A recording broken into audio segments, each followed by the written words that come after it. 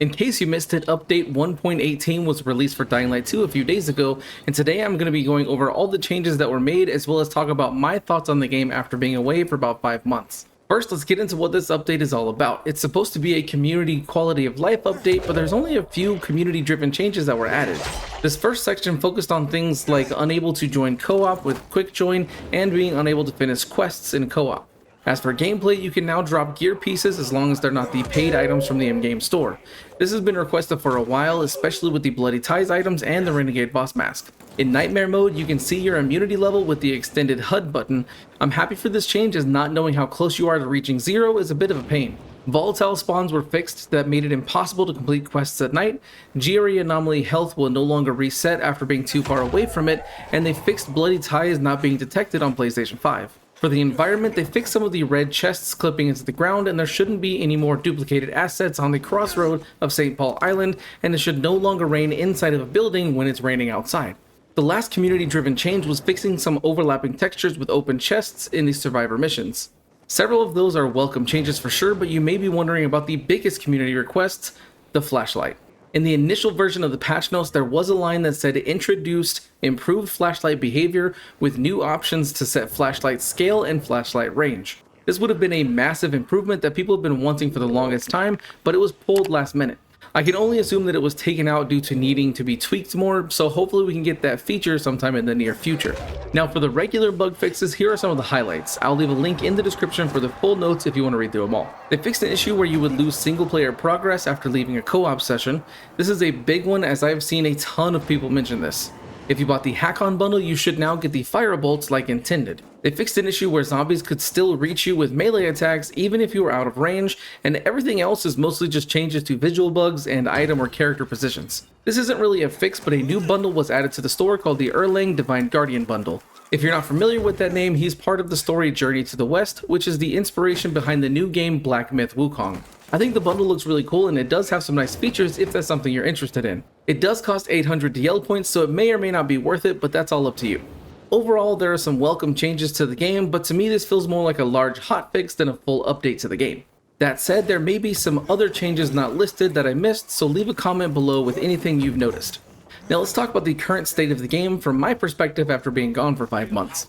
In that time, Nightmare mode was finally added to the game, and the Tower Raids beta was released as well. For Nightmare mode, people have been requesting it for a long time. It definitely makes the game more difficult, but to be honest, it doesn't really feel that much of a difference. I played some of the new difficulty as both a level 1 fresh character and a level 300 character. As the level 1 character, it was much more difficult to survive, and I basically skipped nighttime altogether. This is where Nightmare shines, but it quickly falls apart once you're leveled up. At higher levels, it's nice to get the boosted XP, but it doesn't really feel that much different than hard mode, especially when you have the right gear. It's more just that the enemies are damage sponges at that point. Also, the lack of HUD elements is supposed to add immersion and make things more difficult, but for me, it was more just an annoyance rather than it being something challenging. I think that still having those elements as an option to turn on would still have been fine and not detracted from the experience. Now let's get into the Tower Raids. I didn't get to actually play them myself, so I have no idea what they actually were like, but from what I saw from a lot of people, the general consensus was not great. It seemed that people got bored with it really quickly, and it wasn't this exciting thing that it was talked up to be. I have my own thoughts about what I would want them to look like, but that can be for another video. If you do want to see that, then make sure you like this video, and if there's enough, then I'll make that one too. The Tower Raids are no longer in beta, and they're being worked on as well as community mod support to be added at some point.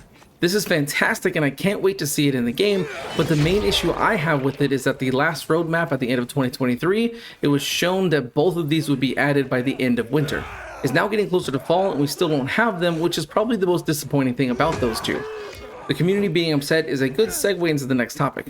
Now, in my last video, I talked about the reveal of Dying Light the Beast, which looks like it's going to be amazing, but it made a lot of people mad. The reason for this is because Dying Light 2 will no longer be getting DLC 2, period. Luckily, Ultimate Edition owners will still get it for free in place of the second DLC, but that doesn't help everyone. Since the Beast is going to be a standalone game with Kyle Crane as the main character again, more than likely nothing you do in Dying Light 2 will carry over, which has actually made a lot of people feel like reaching max level and doing anything in Dying Light 2 is a pointless task since it's going to nothing. Techland has said that they're still going to support Dying Light 2 with the 5 years they promised when the game launched.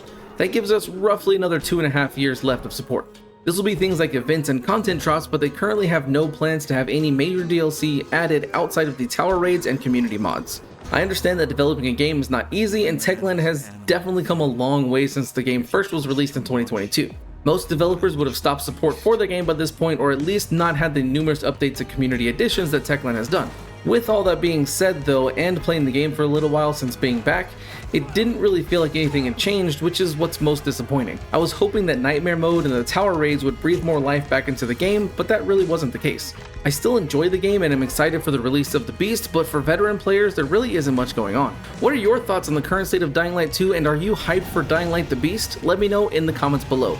If you enjoyed this video and want to see more content, then make sure to like and subscribe to the channel, and check out my other channel and socials as well. Thanks for watching, see you next time.